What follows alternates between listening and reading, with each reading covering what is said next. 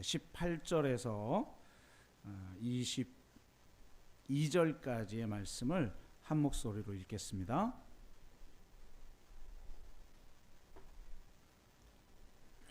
네, 다 찾으셨으면 우리 마태복음 21장 18절에서 22절 말씀을 한 목소리로 읽겠습니다. 같이 읽습니다. 이른 아침에 성으로 들어오실 때에 시장하신지라 길가에서 한 무화과 나무를 보시고 그리로 가사 잎사귀 밖에 아무것도 찾지 못하시고 나무에게 이르시되 이제부터 영원토록 내가 열매를 맺지 못하리라 하시니 무화과 나무가 곧 마른지라. 제자들이 보고 이상히 여겨 이르되 무화과 나무가 어찌하여 곧 말랐나이까. 예수께서 대답하여 이르시되 내가 진실로 너희에게 이르노니 만일 너희가 믿음이 있고 의심하지 아니하면 이 무화과 나무에게 된 이런 일만 할 뿐만 아니라 이 산더러 들려 바다에 던져지라 하여도 될 것이요 너희가 기도할 때에 무엇이든지 믿고 구하는 것은 다 받으리라 하시니라. 아멘.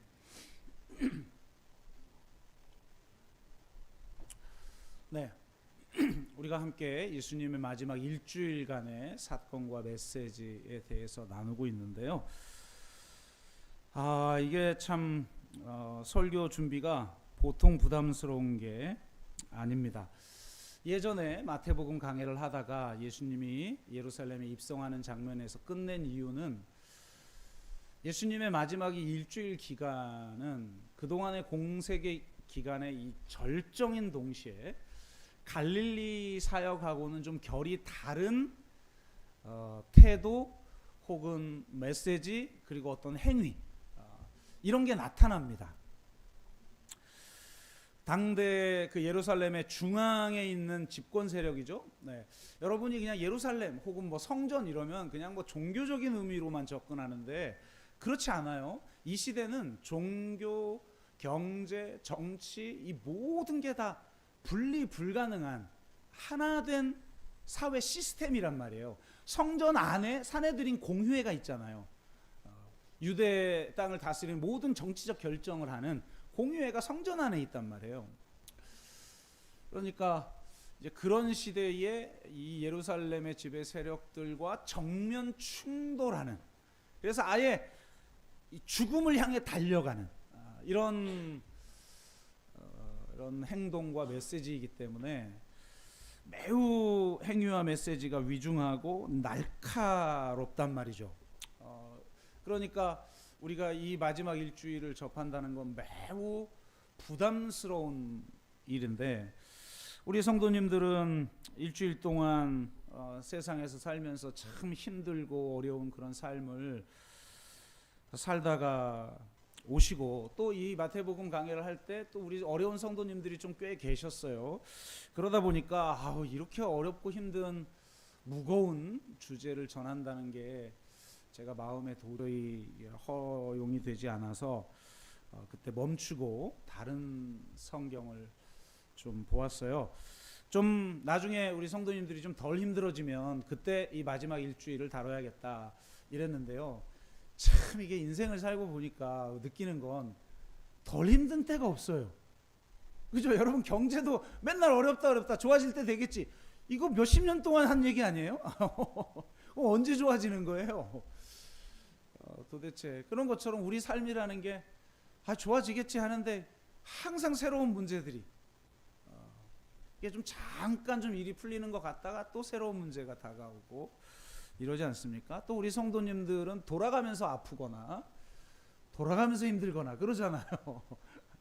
그러니까 참 만만치 않아서 그냥 이번 기회에 또 웬만한 건 다 지금 우리가 봤으니까 중간에 멈춘 이 마지막 일주일간의 메시지를 나눠야지 라고 결정하고 시작하자마자 우리 갑자기 성도님들이 아프고 수술하고 막 이러셔가지고 제가 부담이 상당히 많이 됩니다.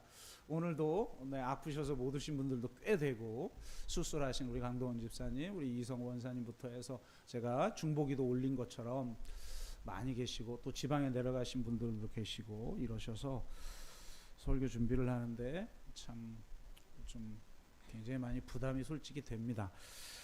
설교 준비를 위해서 오늘 본문에 대해서 그리고 이제 마태복음에 대해서 설교를 한 대형교회 목사님들의 책도 제가 참고를 하고 있어요. 왜냐하면 그런 분들의 책은 대부분 그냥 거의 은혜스러운 책이거든요. 그러다 보니까 이제 그런 책을 참고하고 있는데 대부분 오늘 본문을 기도 응답에 대한 일반적인 원칙, 또 어떤 분은 총회장까지 하신 분인데 어떤 교단, 이걸 말의 힘이라는 주제를 가지고 이 본문으로 설교를 하시더라고요. 그러니까 이 산더러 바다에 던지우라 하면 그대로 된다. 우리가 어떤 말을 하느냐에 따라 우리의 삶이 바뀐다. 그러니까 제발 좀 부정적인 얘기하지 말고 믿음의 얘기를 해라. 뭐 이런 메시지죠. 많이 들어보셨죠? 이게 뭐 틀린 말도 아니고. 그래서 이런 메시지 전하면 참 부담 없이 전할 수 있겠다. 이런 생각이 드는데 제가 늘 문제 제기했듯이 이런 식으로 현대의 성도님들의 필요에 맞춰서 본문을 해석할 것이 아니라 우선은 본문 자체의 의미와 전체 맥락에 맞는 메시지를 얻는 게 중요하고 그것을 현대에 맞게 어떻게 적용할 것인가 이렇게 돼야 되는데 우리는 지금 당장 우리의 요구에 맞게 성경 자체를 해석해 버린다는 거죠. 그래서 저는 제가 말씀드렸듯이 마지막 일주일이잖아요. 이 기도에 대한 얘기 뭐 다 했어요. 지금 앞에 갈릴리 사역 하면서. 근데 이제 죽으러 집에 세력과 딱 부딪혀서 나를 죽이지 않을 수 없게끔 하는 말만 골라서 지금 하고 있는 이때에 이게 뭐 일반적인 기도의 응답의 비결이나 무슨 말의 힘에 대한 무슨 교훈 이런 걸 했겠냐고요. 예수님이. 한번 여러분 생각을 해보시라고요. 그럼 뭐 아무 때나 성경 본문과 상관없이 실제 예수님의 행위와 메시지와 상관없이 우리는 우리 듣기 편한 그런 메시지만 나누고 그 메시지로 은혜 받고 그러면 되냔 말이에요. 그럴 수는 없죠. 오늘 본문은 예수님이 예루살렘에 입성하여서 첫날 첫 번째로 행하신 일, 즉 성전 정화 사건과 연관이 있어요. 사복음서 중 가장 먼저 쓴 마가복음을 보면 성전 정화 사건은 이 두 번째 날에 있습니다. 그러니까 첫 번째 날은 입성만 하시고 두 번째 날에 성전 정화를 하시는데 그 성전 정화 사건을 감싸고 있는 사건이 바로 이 무화과 나무 저주 사건이에요. 그러니까 성전 정화하려고 막 들어가시다가 열매 없는 나무를 보시고 저주를 하셔요. 그리고 성전 정화를 하시고 나오는데 제자들이 보니까 그게 말라 죽어 있는 거예요. 그래서 어떻게 말라 죽었습니까? 이게 뭐 이렇게 질문하는 거죠. 그러니까 이 성전 정화 사건이 단순히 정화 사건이 아니라 그걸 넘어서는 의미가 있다라는 것을 이 성전 정화 사건을 감싸고 있는 무화과 나무 저주 사건이 보여주고 있다는 거죠. 그러니까 단지 여러분 성전 정화 사건은 신구약 중간기에 한번 있었어요. 마카베오 그 가문을 통해서 성전 정화 사건. 그래서 지금도 이스라엘은 그 절기를 지금도 지키잖아요.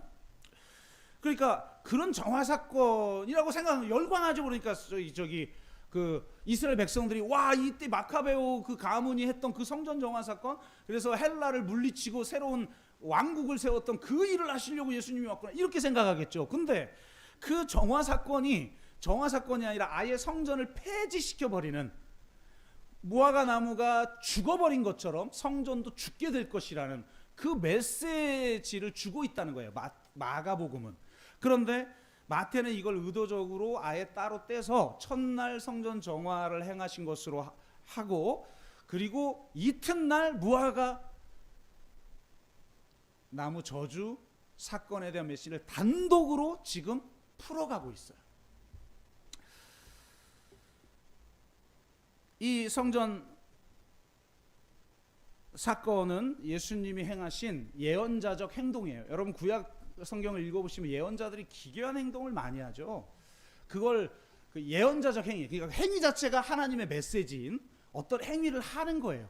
그러니까 그런 것으로 우리가 오늘 본문을 풀어가면서 단지 대형교회 목사들이 설교하듯이 기도의 능력이나 말의 힘에 대한 메시지가 아니라 성전 폐쇄라는 의미로 오늘 본문을 우리가 해석하면서 예수님이 어떤 메시지를 우리에게 지금 주고 있고 어떤 도전을 주고 있는가, 그리고 그 도전 앞에서 우리는 어떤 믿음의 반응을 하며 어떤 삶의 길을 걸어가야 하는지에 대해서 다시 한번 확인하는 시간이 되기를 바랍니다.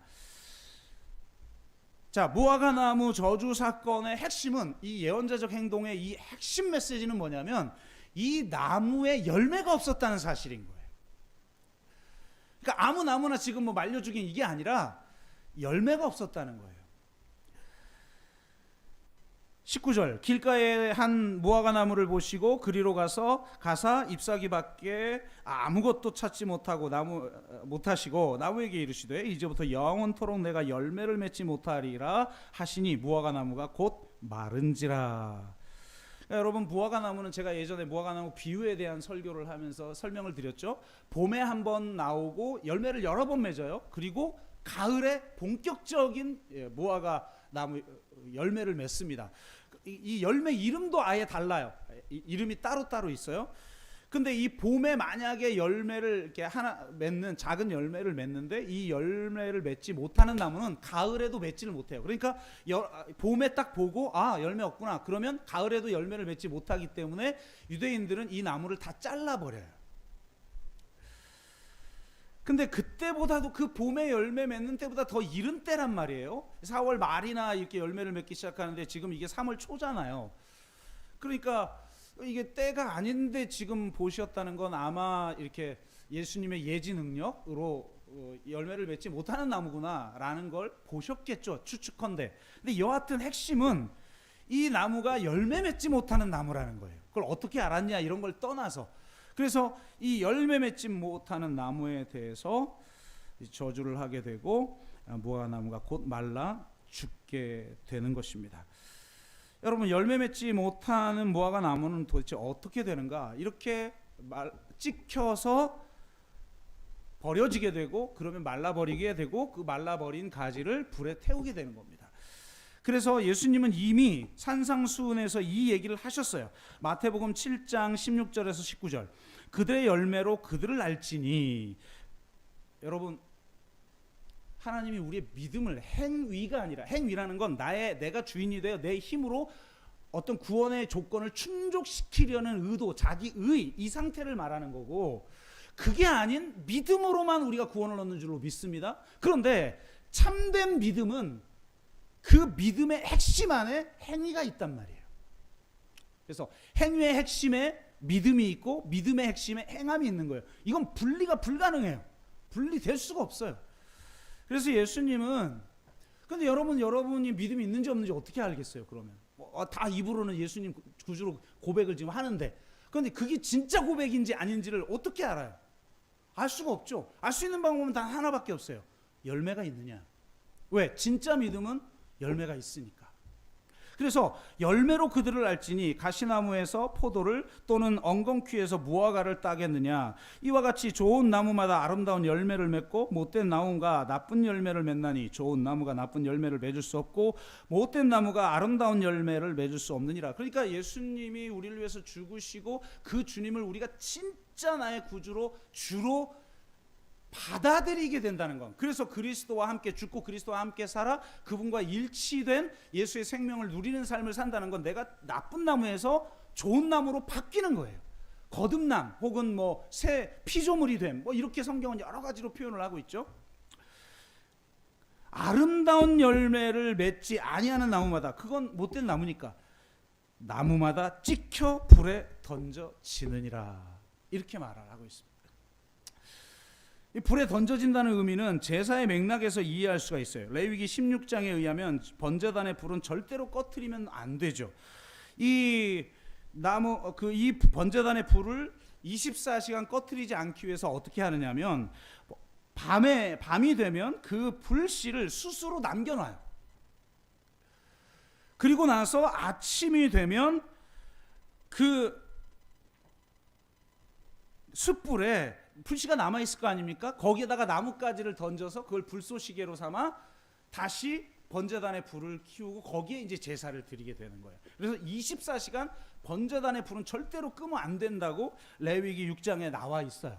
근데 때 유대인들이 사용했던 이 번제단의 불쏘시개로 사용하는 땔감이 뭐냐? 열매 맺지 못하는 무화과나무.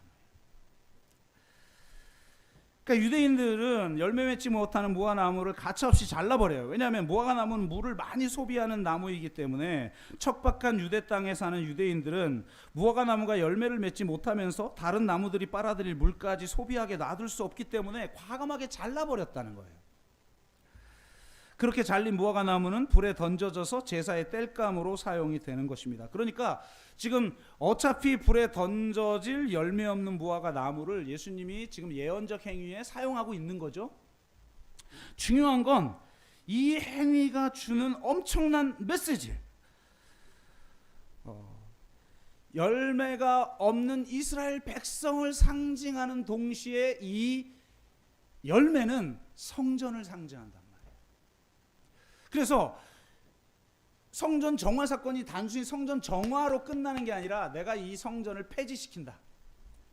이런 예언적 행동을 하고 있다는 걸 보여줘요. 그래서 며칠 지나면 아예 노골적으로 이야기합니다. 지금은 상징적 행위를 했죠. 그래서 이게 뭐지? 하고 제자들도 헷갈릴 수밖에 없는 행위를 했는데 조금 있다가 24장에 가면 아예 노골적으로 얘기하죠. 예수님께서 성전에서 나와서 가실 때에 제자들이 성전 건물들을 가리켜 보이려고 나오니 대답하여 이르시되 너희가 이 모든 것을 보지 못하느냐?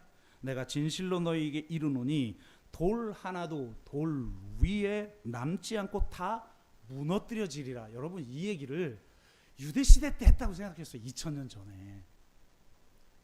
성전을 중심으로 한 거대한 시스템. 여러분 그리고 성전이 언제 무너졌어요? 이스라엘 백성들이 하나님의 심판받아 바벨론 포로가 될 때 성전 무너지고 다 죽고 막 일부 끌려가고 포로되고 이런 걸 다시 겪게 된다는 거 아니에요. 그걸 실제로 다시 겪게 됐고 어쨌든 이런 어마어마한 얘기를 지금 하고 있는 거예요. 여러분 이게 지금 막 그냥 막 교리적으로 접근하고 이게 아니라 한번 실제적으로 내가 그 역사의 참관자가 돼서 한번 보세요. 이게 얼마나 지금 무서운 얘기를 주님이 하고 계시는지. 그리고 이것의 의미를 이미 우리가 읽고 있는 지금 21장 후반부에서 주님이 얘기하고 계셔요. 21장 42절에서 44절의 내용은 이런 거예요. 건축자의 버린 돌이 모퉁이의 머릿돌이 되었나니 이 돌 위에 떨어지는 자는 깨지겠고 이 돌이 사람 위에 떨어지면 그를 가루로 만들어 흩으리라고 하셔요. 여러분 유대인들은 이게 무슨 말인지를 알아요. 유대인들이 정말 온 맘 다해 지금 고대하고 있는 메시아가 오셔서 하실 일이 무엇인지에 대해서 예언서가 여러 가지 이야기를 하고 있는데 그 중에 가장 강력한 그림이 다니엘서예요. 그래서 요한계시록도 보면 전부 다니엘서와 에스겔서 용어를 딱 가지고 와서 요한계시록을 만들잖아요. 그것처럼 유대인들은 이게 다니엘서 2장 말씀이구나 이걸 다 받아들여요. 다니엘서 2장에 보면 느부갓네살 왕이 꿈을 꾸는데 그 꿈을 다니엘이 알아맞추죠. 가르쳐주고 해석하는 게 아니라 무슨 꿈을 꿨는지 알아맞추라고. 요셉은 이런 꿈을 해석해봐 이렇게 해서 요셉은 꿈을 해몽했는데 다니엘은 더 고난도의 문제예요. 내가 무슨 꿈 꿨는지 알아맞혀봐요. 와 이거 세죠. 근데 그 무슨 꿈인지를 하나님이 보여주시고 그걸 해석해 주셔요. 근데 거기서 이런 내용이 있어요. 다니엘서 2장에 보면 그러니까 거대한 신상이잖아요. 여러분 잘 아시듯이 왕이 보신즉 손대지 아니한 돌. 이게 지금 예수님은 건축자의 버린 돌, 모퉁이 돌이 된 그 돌을 말하는 거죠. 자신을 말하는 거예요. 산 돌. 요한계시록에 말하면 리빙스톤. 그게 지금 이 건축자의 버린 돌, 모퉁이 돌 이걸 말하는 거죠. 모퉁이의 머릿돌 이걸 얘기하는 건데 자 보세요.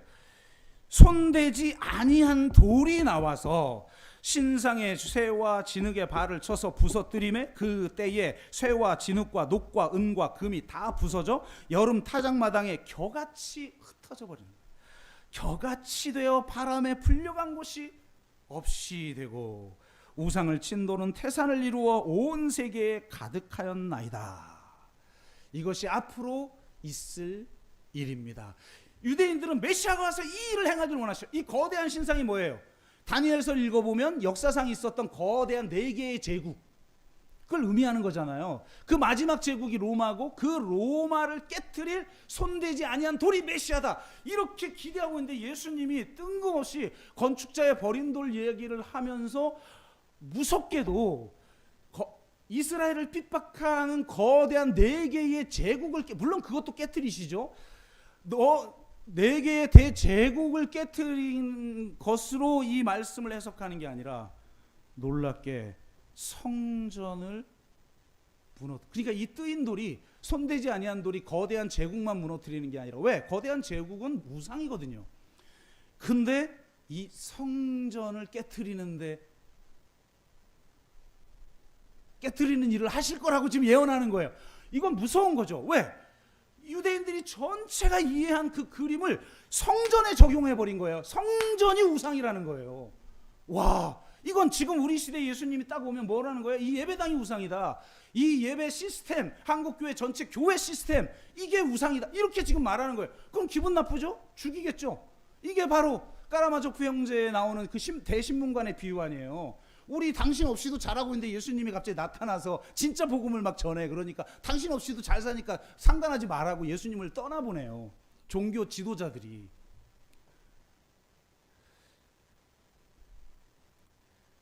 그러니까 이렇게 무서운 얘기를 하는 거죠. 그러면 잘 보세요. 이런 얘기를 하시다가 왜 뜬금없이 갑자기 기도에 대한 얘기를 하냐고요. 이게 좀 앞뒤가 안 맞는 것 같잖아요. 왜 그렇게 하시느냐? 너희가 기도할 때 무엇이든지 믿고 구하는 것은 다 받으리라. 이거 기도에 대한 일반적인 예를 이런 어마어마한 얘기를 하다가 갑자기 했겠어요? 앞서 말한 것처럼 제가 지지난주에 먼저 첫째 날 사건을 통해서 이야기한 것처럼 성전의 본질이 기도하는 집이기 때문이에요. 그리고 그 기도하는 집의 의미는 종교적 행위로서의 내가 기도하면 응답받고 이걸 넘어서는 의미에 대한 건 이미 2주 전에 이 말씀을 드렸죠. 오늘은 이 기도하는 집의 원초적인 의미에 대해서 좀 나눠보면 이런 거예요. 솔로몬이 성전을 건축하면서 이렇게 성전 봉헌식 때 이렇게 말해요. 하늘은 여호와의 보좌고 땅은 여호와의 발등상인데 그 거대한 창조주 하나님이 이런 작은 성전에 거할 수 있겠습니까? 말도 안 되는 이야기죠. 그러나 다만 우리가 이 성전에서 기도할 때 혹은 성전을 향해서 먼 타국에서 기도할 때 당신이 이 기도를 들어주시길 원합니다. 이렇게 봉헌해요. 그죠? 근데 그런 기도를 알았다. 하나님이 이제 그 기도를 들으시겠다고 했는데 전제가 있어요. 하나님이 기도를 들어주시는 전제. 그건 열매를 맺어야 돼요. 열매 맺지 아니하면 가장 중요한 여러분 영적인 삶이 뭐예요? 우리가 하나님과 일치가 돼서 하나님과 소통하고 대화해서 그분의 뜻을 알고 그분의 뜻대로 이루어지는 삶을 내가 살아내는 거잖아요. 그게 기도잖아요. 그래서 하나님의 나라의 그 삶의 원리가 무엇인지 가치가 무엇인지 그걸 내 삶에서 실현하며 살아가는 삶, 이게 가장 큰 복 아니에요? 막 기도했더니 기적이 임하고 막 뭐 이런 차원을 넘어서는 거잖아요. 그래서 가장 중요한 건 이 성전의 본질 그리고 하나님 나라의 백성의 본질, 우리가 부르짖을 때 하나님이 들으신다는 거예요. 그게 가장 중요한 영적인 특징이에요. 그런데 그것은 열매가 있을 때라는 전제가 있어요. 이사야서 1장에 보면 이사야가 이스라엘 백성 그때가 가장 강성했던 때거든요. 제2의 부흥기 이스라엘에. 그런데 하나님이 그때부터 선지자를 막 보내기 시작하죠. 아모스를 보내고 호세아를 보내고 막 그 이사야도 보내고. 근데 이사야가 미가서하고 미가 같은 시대예요. 그러니까 비슷한 문제 의식을 가지고 엄청난 이야기를 해요. 근데 그 중에 11절에서 15절 말씀만 제가 이야기를 해볼게요. 여호와께서 말씀하시되 너희의 무수한 재물이 내게 무엇이 유익이뇨?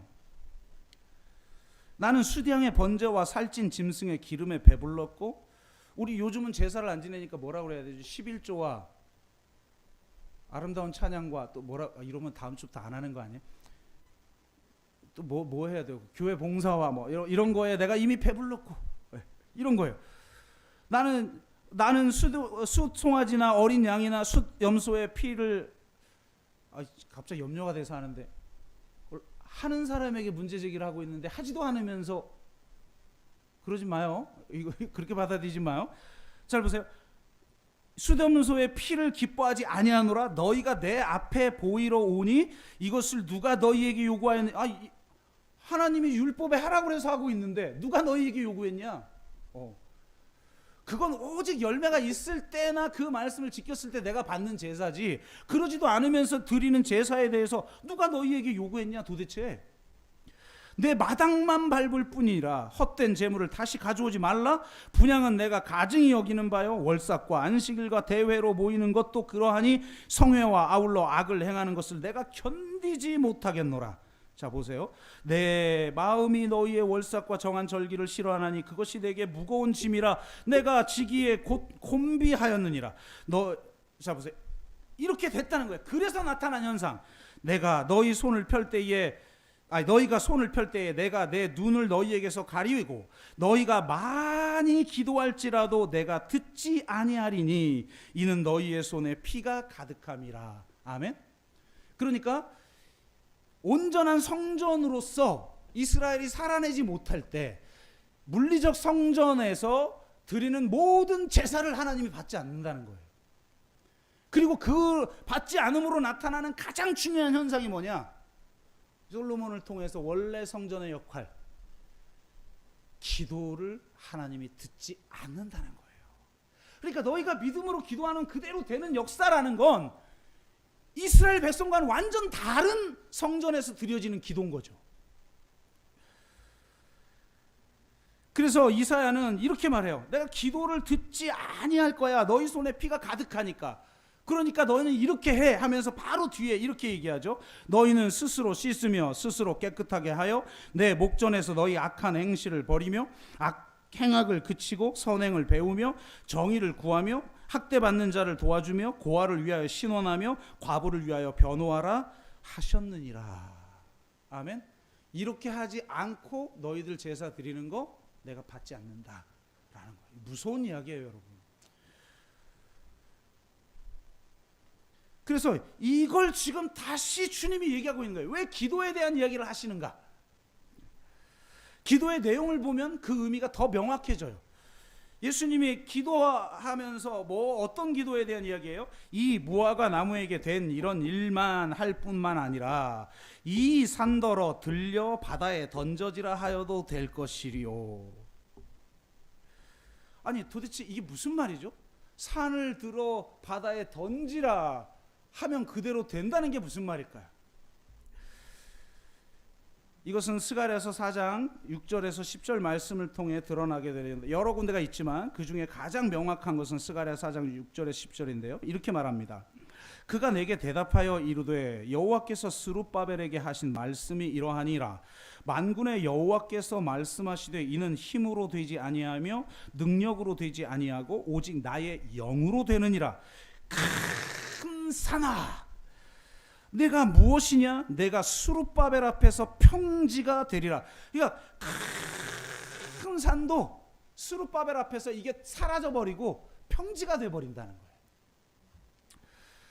그가 머릿돌을 내놓을 때에 무리가 외치기를 은총이 그에게 있을지어다 하리라 하셨고 여호와의 말씀이 또 내게 임하여 이르시되 스룹바벨의 손이 이 성전의 기초를 놓았은즉 그의 손이 또한 그 일을 마치리라 하셨나니 만군의 여호와께서 나를 너희에게 보내신 줄을 내가 알리라 하셨느니라. 그러니까 무슨 말이냐면 이 산을 들어 지금 평지가 되버려. 이걸 이제 예수님은 바다에 던진다 이렇게 표현을 했지만 이 산이 사라져 버리는 거예요. 그리고 평지가 되는데 이 의미는 뭐냐면 바로 성전 건축이에요. 지금 이 장면은 성전 건축에 대한 예언의 말씀인 거예요. 스룹바벨이 기초를 놨는데 스룹바벨이 완공할 거야.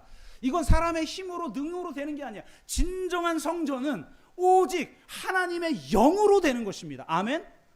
이건 너무 명확한, 인간의 힘으로 되는 게 아니에요. 그건 인간적인 친교 모임은 인간의 힘으로 되지만 영적인 성전은 우리 자신이 성전이 되는 건, 우리가 주님의 몸이 된다는 건 성전이 된다는 거잖아요. 성전이 된다는 건 영의 힘으로 아니면 안 된다는 거예요. 그런데 바로 그것을 상징적으로 보여주는 사건이 바로 큰 산이 날아가고 평지가 되는 거예요.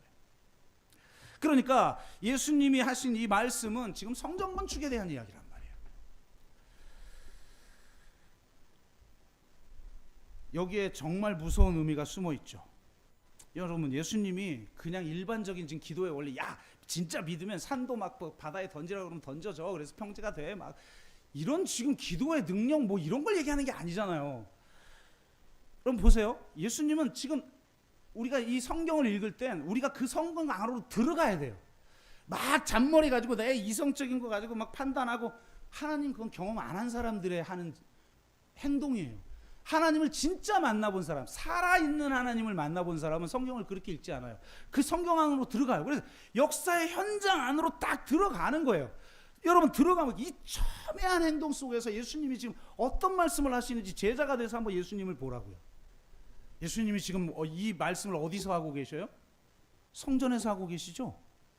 그러면서 뭐라고 말해요? 이 산이 들려 바다에 던지오라면 그대로 되리라. 이 산이 어딜까요? 이 산이 어디예요? 바로 첫째는 성전이 있는 산 아니에요. 시온산, 그 산 꼭대기에 성전이 만들어져 있잖아요. 그리고 가장 중요한 건 성전 자체가 산이에요. 여러분, 스룹바벨이 한번 무너졌던 걸 바벨론 포로 생활에서 돌아와 가지고 새로 성전을 지은 게 그 스룹바벨 성전이에요. 근데 이건 초라해요. 식민지 생활하면서 성전 지어봤자 얼마나 뭐 대단히 유용 있게 짓겠어요. 초라해요. 근데 이걸 이스라엘 백성들의 환심을 얻으려고 헤롯이 중건을 해요. 그래서 스룹바벨보다 더 거대한 성전으로 다시 재건합니다. 그래서 예수님 살았을 때의 성전은 헤롯 성전이에요.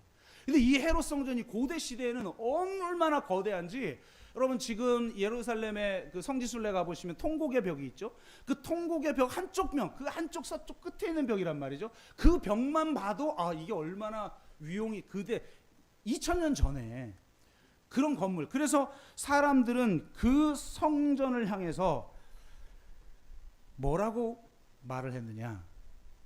템플 마운틴. 그러니까 성전 자체가 산이다 이 말이에요. 그러니까 헤롯 성전을 뭐라고 말했냐면 템플 마운틴이라고 졌단 말이에요. 그러니까 예수님이 이 산더러 바다에 던지우라 하면 이라는 말에 이 산은 템플 마운틴인 거예요. 그러니까 이게 지금 예수님이 얼마나 위험하고 어마어마한 얘기를 하는지 알아요?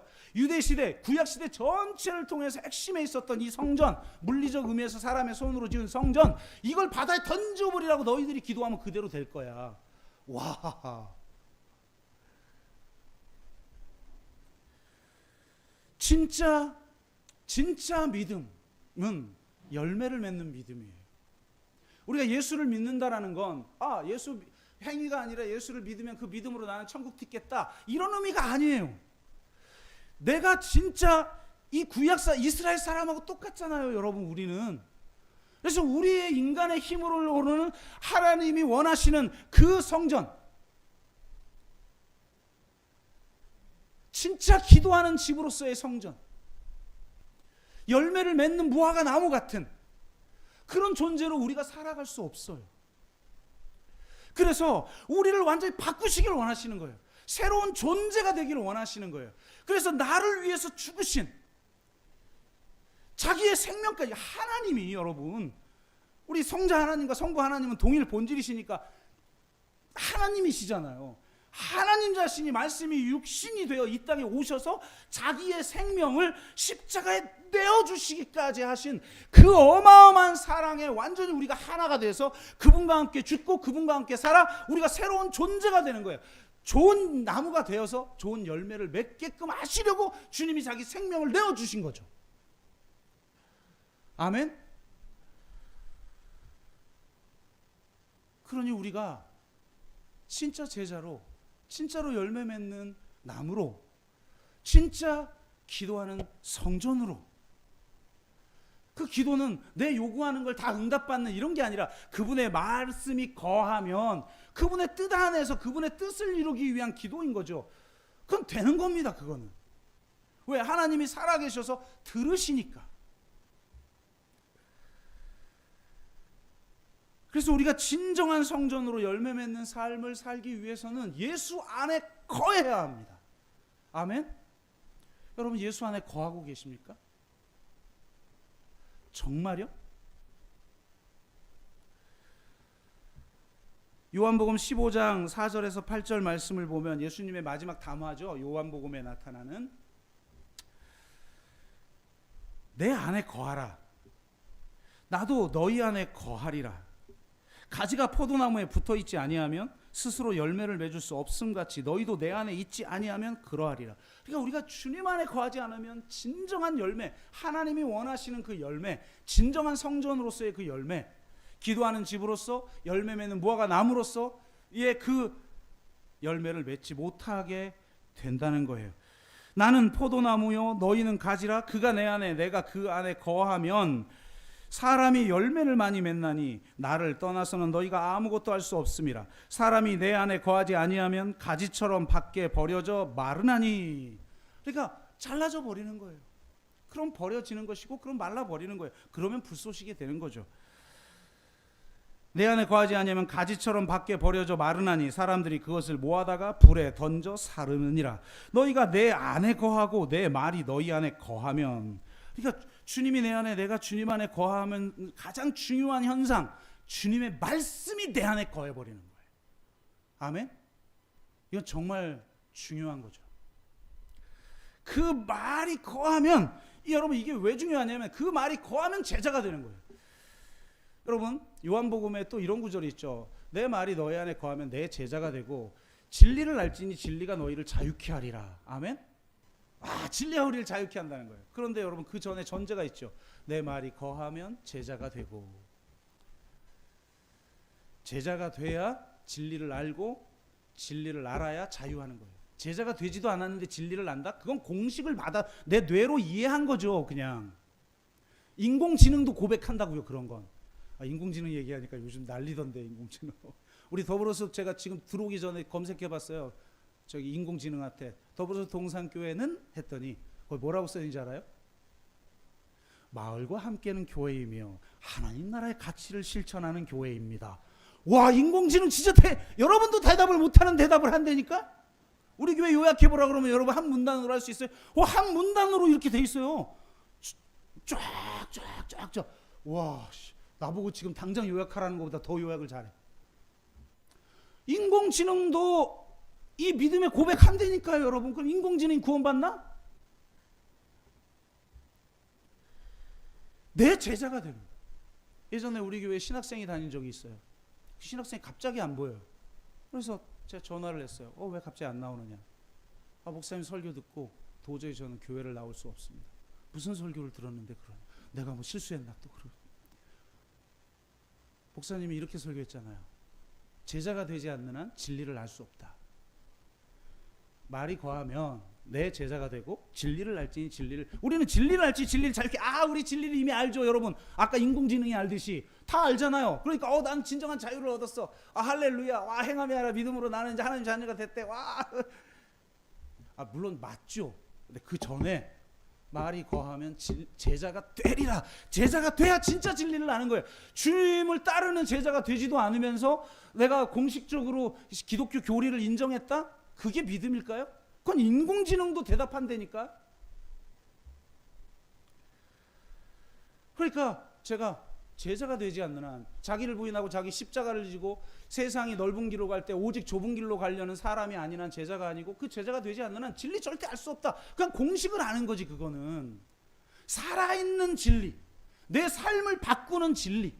내가 세상적 가치를 추구하면서 세상의 욕망 추구하고 세상에 성공했던 사람들과 똑같은 삶을 추구하고 그들의 서클 안에 들어가기를 소망하고 그들처럼 떵떵거리면서 살아가기를 원하고, 물론 생존은 중요하니까 그걸 감당하긴 해야겠지만 내가 그거에 타협하고 그런 가치관을 가지고 그 삶에 뛰어들어서는 안 되는 거죠. 동화되어서는 안 되는 거잖아요. 근데 그렇게 살아요. 어떻게 진리를 안다고 할 수가 있겠냔 말이에요. 그래서 주의 제자가 되라 그랬더니 자기는 솔직히 보니까 요즘 그런 사람 많다며요. 신학과 가는 사람이. 왜요? 미달이라. 그래서 신학과 간 다음에 전과를 해서 다른 과를 간대. 와, 이게 도대체 어떤 세상인 거예요? 여러분 우리가 모르는 세상이 있습니다. 상류사회의 세상과 이 세속적 세상의 세계가 요즘 제가 얼마나 충격을 받고 있는지 몰라요. 이 사회의 실상을 막 전해 들으면서. 그 친구도 그런 거예요. 근데 나는 제자는 못 되겠다는 거예요. 예수님을 위해서 죽을 수는 없대. 그럼 내가 진리를 모르는 건가? 이게 뭐 이상하다. 목사님은 나를 헷갈리게 만든대. 그래서 안 나와버렸어요. 그럼 우리가 진짜 제자가 되지 않으면 어떻게 하나님의 백성이라고 할 수가 있겠냔 말이에요. 그래서 그의 말이 거하면, 그래서 제자가 되면, 그때는 네가 진짜 제자가 되고 진리를 알아 진짜 자유인이 되면 무엇이든지 구해라. 그러면 그거 다 얻게 된다. 아멘. 그런 사람이 뭐 세속적 욕망 쫓으면서 그런 기도하겠어요? 원하는 대로. 그러니까 여기도 다시 예수님 또 기도에 대한 얘기라, 열매에 대한 얘기라다 갑자기 기도 얘기를 하잖아요. 내 말이 너희 안에 거하면 무엇이든지 원하는 대로 구하라. 그리하면 이루리라. 너희가 열매를 많이 맺으면 내 아버지께서 영광을 받으실 것이요 너희는 내 제자가 되리라. 아멘.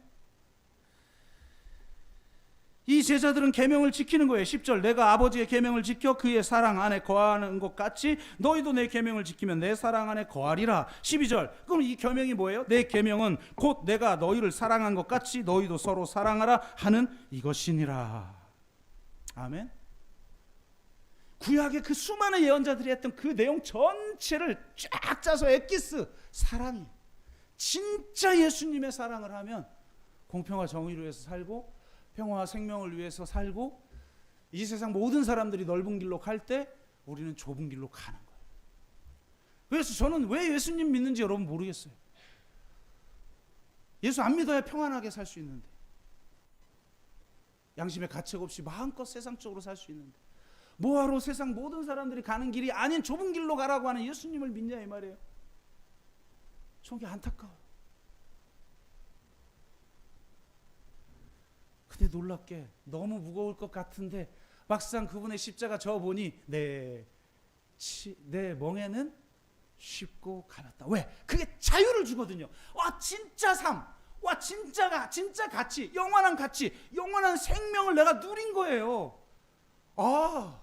이 길을 가는 곳에 대한 열매가 이렇게 엄청난 것이구나. 세상이 알지 못하는 기쁨, 세상이 알지 못하는 평화.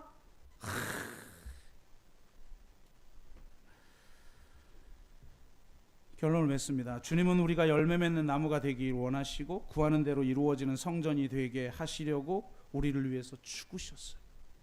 그분의 은혜를, 그분의 사랑을 경험하지 않으면 그런 성전이 될 수 없고 그런 열매를 맺을 수가 없기 때문이에요. 그분의 사랑이 나를 사로잡아 그분 안에 거할 때 그분 안에서 오는 그 진액, 그 나무 그 뿌리에서부터 줄기까지 해서 그 가지로 쫙 올라오는 그 사랑의 진액, 그 영원한 생명, 그것이 나에게 진정한 열매를 만들어 낸다는 겁니다. 그래서 우리는 주님이 먼저 그 길을 걸으셨던 것처럼 우리도 그 길을 가길 원합니다. 너희가 서로 사랑하라 말씀하셨지만 그 전에 전제가 있어요. 내가 너희를 사랑한 것 같이. 아멘. 이 사랑 경험해야 돼요. 이건 정말 너무 엄청, 이거는 여러분 그냥 맹숭맹숭하게, 이 사랑을 경험해 본 사람은 맹숭맹숭하게 받아들일 수 없어요. 내 생명도 드릴 수 있어요. 이 사랑 경험하고 나면. 너무 엄청난 사랑이, 하나님이 말씀이 육신되어 이 땅에 오셨고 자기 생명을 나를 위해서 주셨다고? 그 나처럼 자격이 없는 나 같은 죄인인 나를 무조건적으로 사랑하셔 나를 새 사람 되게 하신다고? 이 사랑이 진짜, 그 나를 사랑하시고 나를 기뻐하신다고? 와우. 그래서 우리는 마땅히 그 사랑을 경험한 그분이 나를 따르라고 하니 우리는 그분을 따르는 거예요. 제자란 스승이 간 길을 따라 걷는 자예요. 예수의 제자란 예수의 도를 따르는 자고, 예수의 도를 따르는 자는 뭐예요? 예수님이 먼저 가신 그 좁은 길을 따라 우리도 좁은 길 따라가는 삶을 살아가는 거예요. 그게 제자예요. 여러분은 어느 길로 가시렵니까? 쿼바디스 도미네라는 말이 있어요. 주여 어디로 가시나이까 라는 말의 뜻하는 라틴어인데요, 요한복음 13장에 보면 예수님이 잡히시던 말밤에 이렇게 말씀하시죠. 나는 어디로 간다 지금. 근데 너희는 내가 가는 곳에 올 수 없다. 그랬더니 베드로가 이렇게 질문을 해요. 쿼바디스 도메. 그러니까 원래 헬라어로는 이게 아닌데 라틴어로 이걸 바꾸면 주여 어디로 가시나이까 이렇게 질문해요. 이게 바로 라틴어로 커바디스 도미네예요. 이 말은 외경에 해당하는 베드로 행전에도 똑같이 나옵니다. 네로의 박해로 인해서 죽음의 위협을 느낀 베드로가 혼자 로마를 빠져나가기 위해 로마의 성문을 막 벗어나고 있을 때, 그때 예수님이 찾아와요. 성지순례 가보시면 로마에 예수님 이게 빠져나가다가 예수님을 만난 곳 장소가 있어요. 거기 관광지에. 거기서 예수님을 만나요. 그러니까 똑같이 이 베드로 행전에도 이런 말이 나와요. 그러니까 위경, 가짜 성경 말고 외경, 어느 교단에서는 정경으로 받아들이는 그런 성경이 있어요. 근데 여기에서 베드로가 이렇게 질문해요. 쿼바디스 도미네. 그랬더니 예수님이 네가 죽음을 피해 달아나니 내가 로마에 가서 십자가에 죽으러 간다. 이 말을 듣고 베드로가 거기서 회개하고, 네 주님, 주님이 가시는 그 길 제가 갑니다. 그리고 빠져나가던 길을 돌이켜 돌아갑니다. 이 이야기가 모티브가 돼서 만든 소설이 쿼바디스 도미네죠. 이게 노벨상을 받았습니다. 노벨 문학상을 받았는데 이게 영화로 만들어졌어요. 저는 소설은 못 읽었고 영화만 봤는데, 이 영화 마지막에 재미있게도 예수님을 만나서 똑같이 물어요. 쿼바디스 도미네. 예수님이 대답하시죠. 그러니까 그 대답, 야 네가 지금 너 살자고 너에게 맡긴 양들을 버리고 달아나고 있으니 내가 그 양들을 위해서 죽으러 다시 십자가에 달리러 내가 간다. 그러니까 이 베드로가 회개하고 주님 하면서 일어나서 돌아가려고 그래요. 근데 혼자 가는 게 아니라 베드로의 시종이 있어요.